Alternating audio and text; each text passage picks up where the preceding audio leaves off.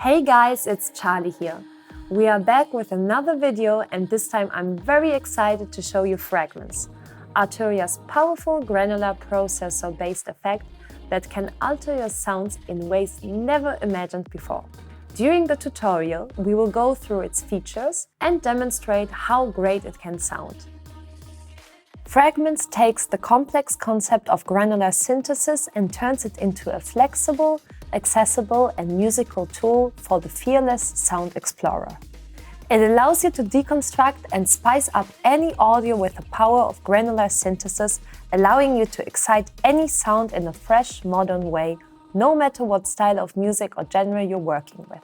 On top of that, Fragments is also equipped with top-notch modulators, allowing you to keep your grains always in motion, as well as multiple FX slots to elevate any project with glitchy stutters, grainy stereo ambience, and original timbral textures. Let's go!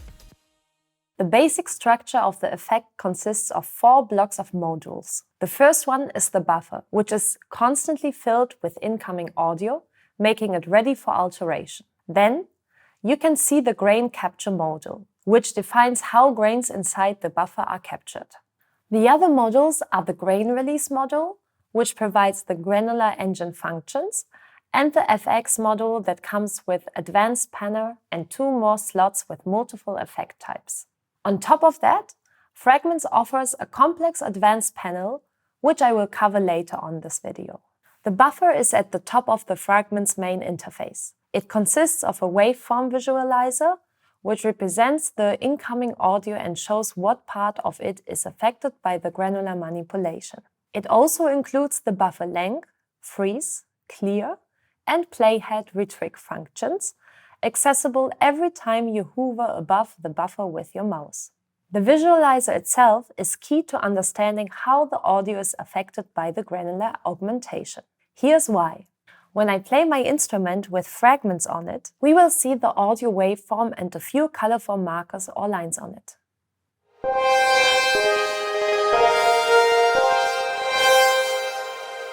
The quickly moving yellow markers represent the activity of the granular engine itself, visualizing the alteration of the particular grains. Depending on the granular parameters settings, the yellow markers will behave differently.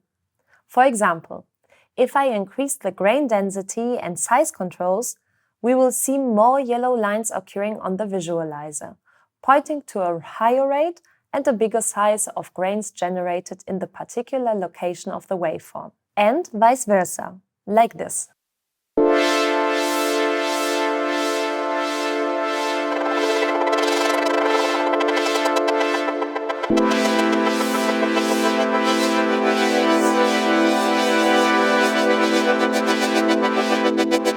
Another important function in the buffer is its buffer length function, which allows you to extend the length of the buffer up to 4 bars with 1/8 bar as minimum. You might want to use this function if you need to introduce the granular mangle only to a small part of your audio, or vice versa. It all depends on what you decide to do. Sometimes a 4-bar audio part might be more suitable because it might offer more audio elements you can treat with a granular engine. Another exciting feature is the freeze button, which allows you to freeze a part of your sound at any time and apply the granular engine only to that part while still being able to play your original sound on top of it, creating nicely moving backgrounds for your solos or other instruments.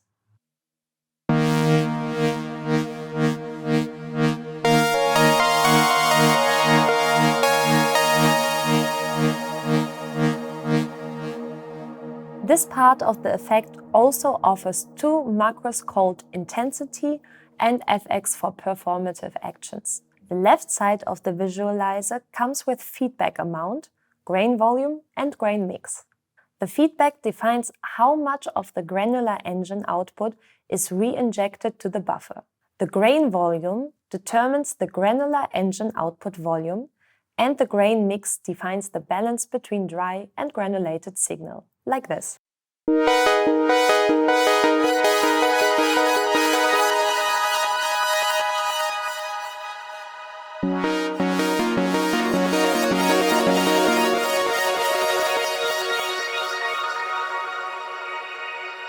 The little lock next to the grain mix preserves your mix setting across all the presets, while the master volume sets the output level of the whole effect. The next module we'll explore is the grain capture.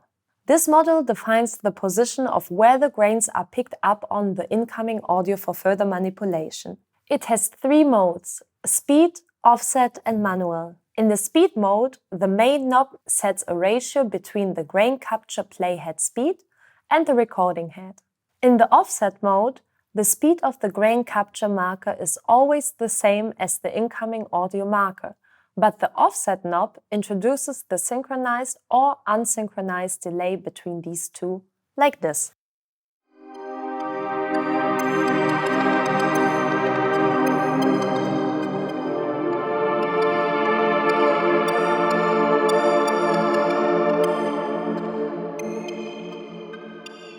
In the manual scan mode, the grain capture playhead doesn't move at all. Its position depends on the value of the manual scan knob, allowing you to manually set the position of where the grains are going to be captured, like this.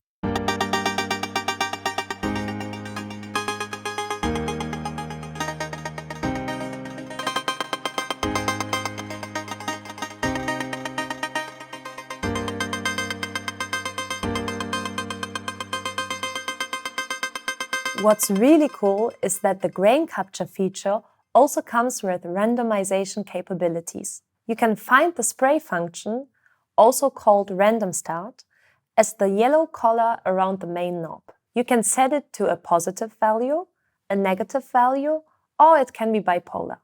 When you apply this function to your sound, the grain capture position will be randomized in all 3 modes. Moving on to the next module, let's look at the grain release.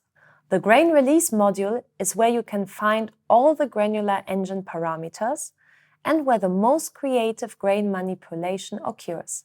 It works in 3 modes: classic, texture, and rhythmic. There are 3 major controls to explore here. The first one is density. This rate can be defined either in hertz or subdivisions when synced to the master tempo, including triplets and dotted modes.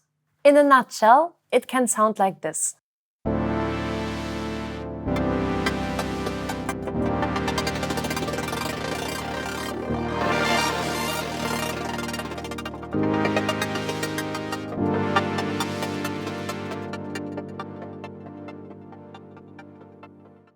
The lower values will serve you well when coming up with more rhythmic results, while the very high values will be great for creating shimmering tones and textures.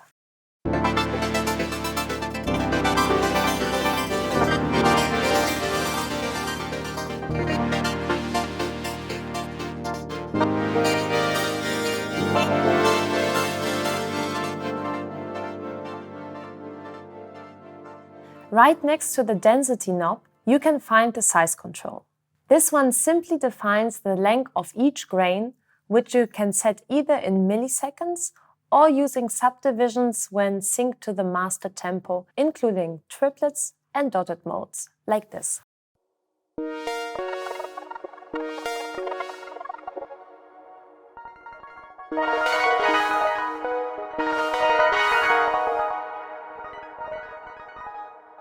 These 2 controls can also be linked together. When the link is enabled, the size is expressed as a ratio of the density.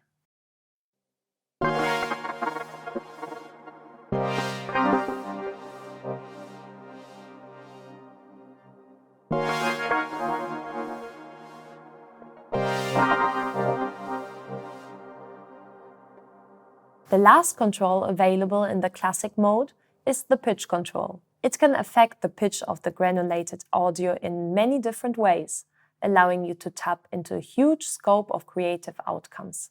Thanks to the scale drop-down menu, the pitch of the grains can be altered chromatically, in octaves, and in many other scales, such as major, minor, Dorian, Dylan, Phrygian, or Mixolydian. This is a great tool because it allows you to create different layers of sound very easily. Now, let's hear a few examples of this dynamic. We'll set various pitch values in different scale modes and increase the grain mix to hear the variety of results.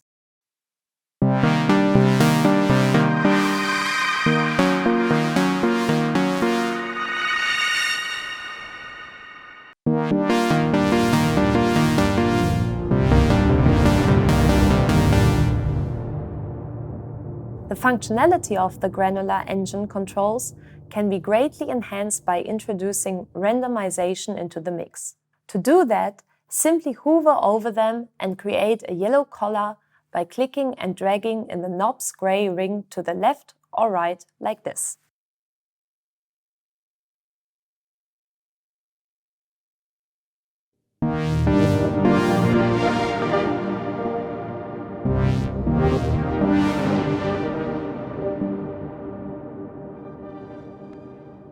With density, this action will randomize the rate at which new grains are generated. With size, it will randomize the length of the grains, and with pitch, it will randomize the pitch in relation to the currently selected scale. It's important to know that randomization can only be either positive or negative for density, while for size and pitch, it can also be bipolar. You can set the bipolar value by activating both the plus and minus icons next to the knobs. The grain release module offers two more modes which were designed to satisfy a huge variety of sound design purposes.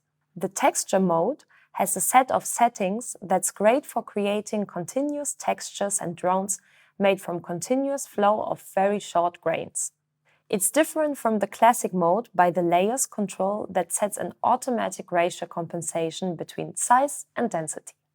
In this mode, the grain size is always linked to the density. Let's hear a few examples of how this mode can create lush, drony textures.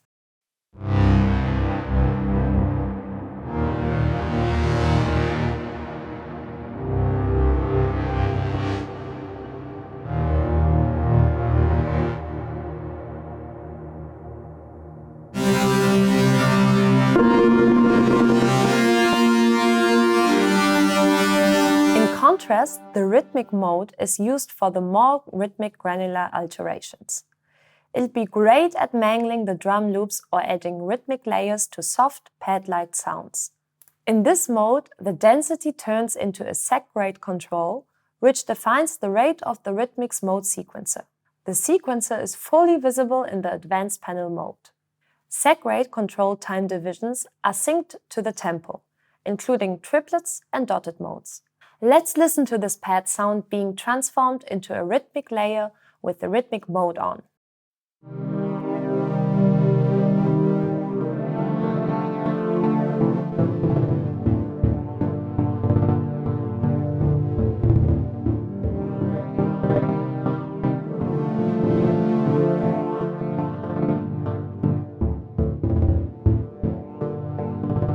As you can see, we can change the sec rate divisions, but we can also hear that within each grain step there are certain rhythmic alterations.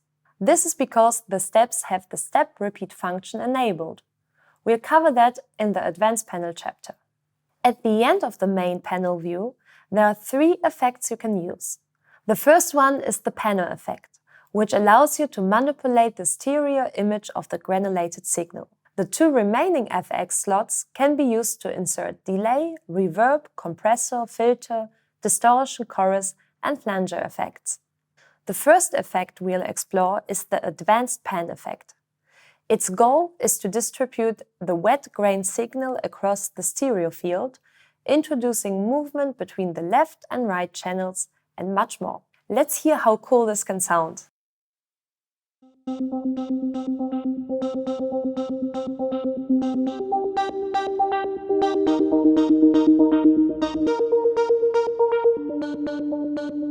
In the basic view of the instrument, the effect offers a visualizer that shows the current position of the signal in 4 dimensions, left and right, as well as far and near.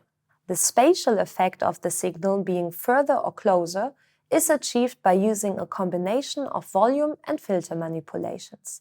The panel also offers 9 trajectory presets, which impact the way that the signal moves across the stereo field. There are a few more controls to discover here, and we'll cover these in the advanced panel part.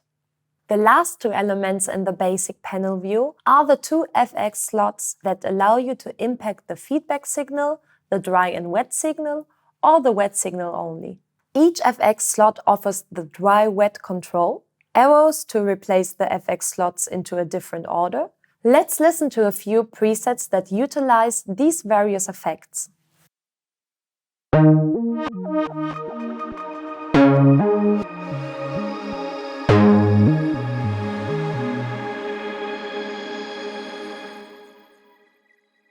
On top of all the great features, Fragments also offers the advanced panel with even more features that will elevate the way you can use this creative effect. To enter the panel, press the Advanced button in the top right corner of the interface.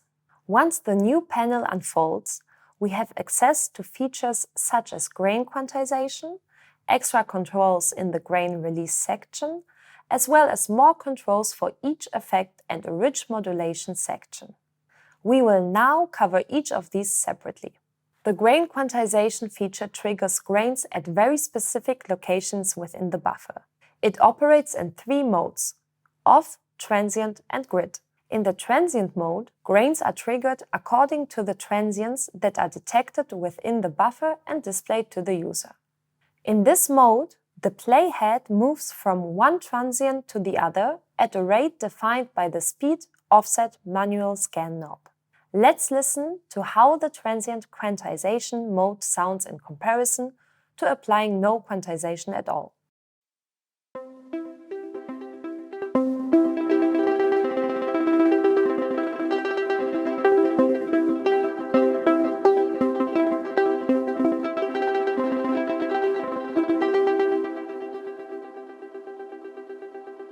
On top of that, you can use the sensibility knob to set a minimum threshold for the transient detector. In the grid mode, the grid splits the buffer, resulting in different starting points to generate grains based on time divisions. Just like in the transient mode, the speed offset manual scan knob defines the rate at which the playhead jumps from one step to the next one. You can use the grid size knob to determine if the buffer splits in 8, 16 or 32. Another exciting set of features in the advanced panel are placed in the grain release module. One of these is the 3D visualizer that shows the behavior of the grains according to the density, size and width controls, but also additional sound shaping controls such as width, grain direction, grain crush, grain shape, and random fine. The grain width control simply offsets the randomized parameters in the stereo field for a wider sound. This means that parameters such as random fine, random size, and spray can be distributed randomly across the stereo image like this.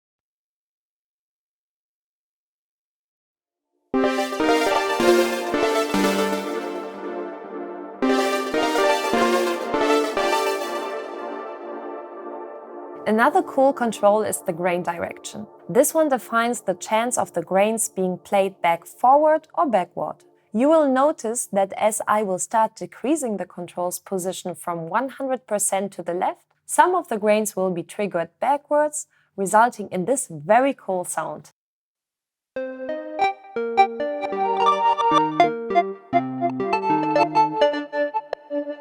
We can further edit the grain's tonal character with the grain crush control, which will add a bit crush effect to them.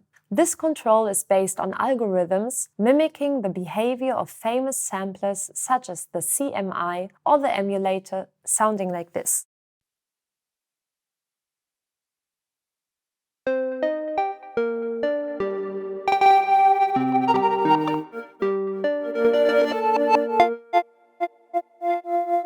Grains can also be triggered according to various volume envelopes, which will have a crucial effect on the way they sound over time.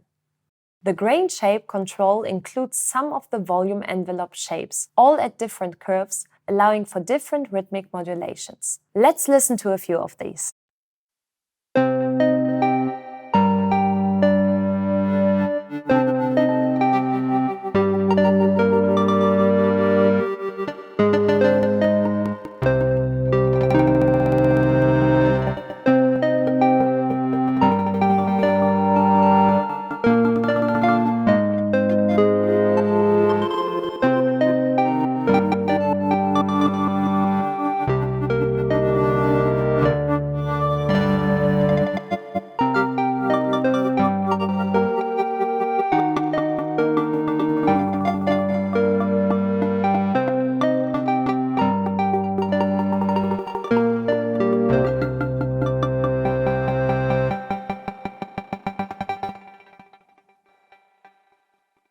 What's cool is that each shape can be modified thanks to the grain shape parameter. To use it, simply press the control and move the mouse left or right. On top of that, the random fine control adds randomization to the pitch of the grains in Sense. Our last bit of guidance for the advanced panel is that the grain release rhythmic mode has been enhanced with a dedicated sequencer, which is locked with the sec rate control that we looked into earlier. This means that when you're in the rhythmic mode, you can define the length of the sequence, add repetitions to each step, and also define the direction of the sequence from forward through backward to forward and backward and random.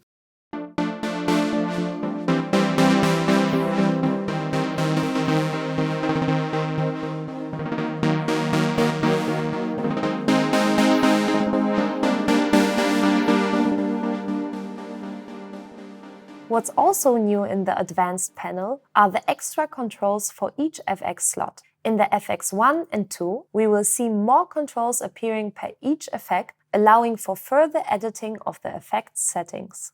For delay, we can see parameters such as time, feedback, width, or fine available, while for the delay, these are the size, pre-delay, decay, damping, or width. This also applies to all the remaining effects such as distortion, compression, filter, and modulation effects. Perhaps the most important set of settings appears in the advanced panel effect. Here we gain access to the rate of the stereo motion and the amount which sets how widely the grains can move from left to the right channel. We can also add randomization of the grains in the stereo field or use the distance control, which sets how far the grains can move from near to far. Let's play this cool sound to see how various controls of the advanced panel impacts the original sound.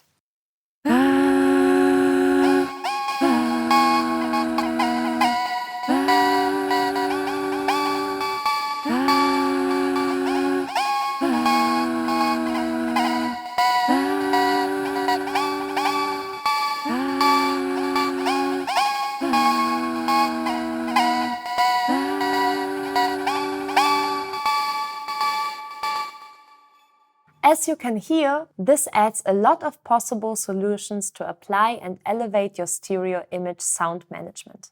The final part of the effect is made out of two performative macros which you can use to modulate many parameters at once for dramatic effects, as well as 3 function generators, 1 envelope follower, and a sequencer. All this creates a really strong set of modulators.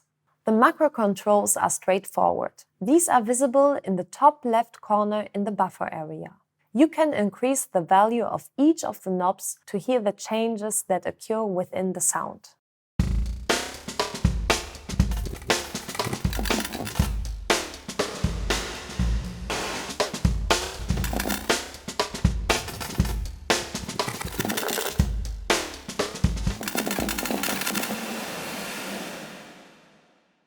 These are always pre-mapped in the default presets, but you can also map the macros by yourself to make the sound more unique to you. To do so, simply press the macro 1 or 2 buttons. Then, to create a routing, simply hover your mouse over the control that you want to add to your macro and create a color around it by dragging the mouse into either a positive or a negative value. You can repeat this process with a few controls. Right next to the macros, there's a real sound design treat. 3 function generators which you might know from our V collection or Pigments instruments.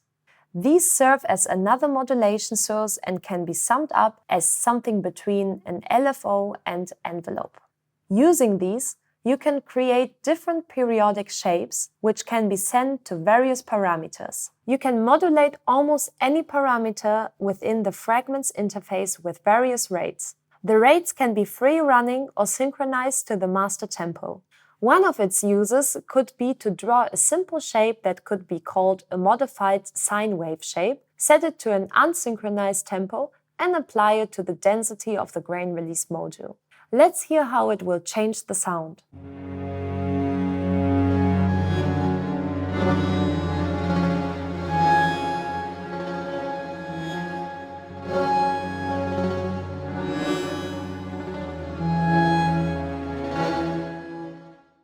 We can hear that every time the function's shape reaches the top, it changes the value of the density control very rapidly, resulting in this interesting shimmering tone that matches the function's rate.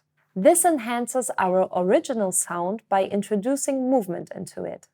On top of that, each function generator comes with a few handy preset shapes to use as well as many editing options. This lets you change the shape from centered to bipolar, randomize the shape's amplitude, or change the function's scaling.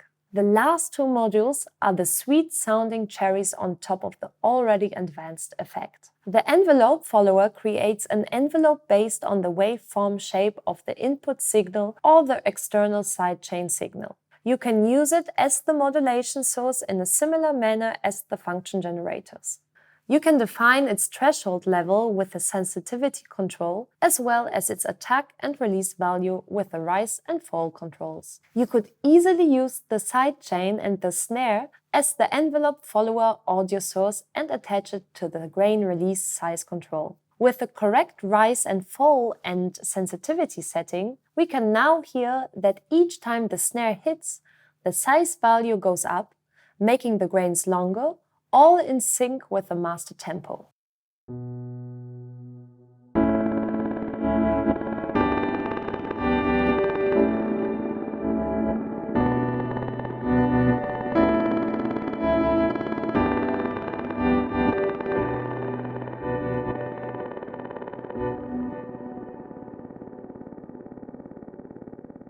Pretty cool!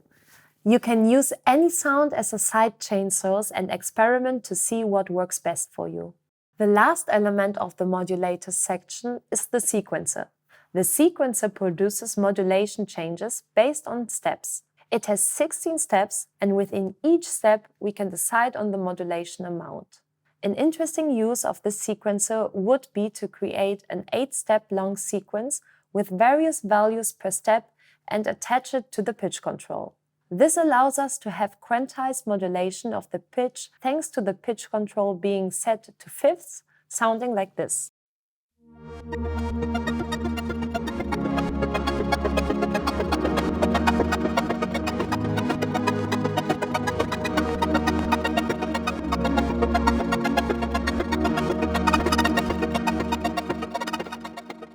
To take this modulation further, we can change the direction of the sequence, randomize each step's value, and also change the rate of the sequence. There are a few other interesting controls available, such as smoothing the value of each step or defining the output as centered or bipolar alongside scaling the output of the sequencer.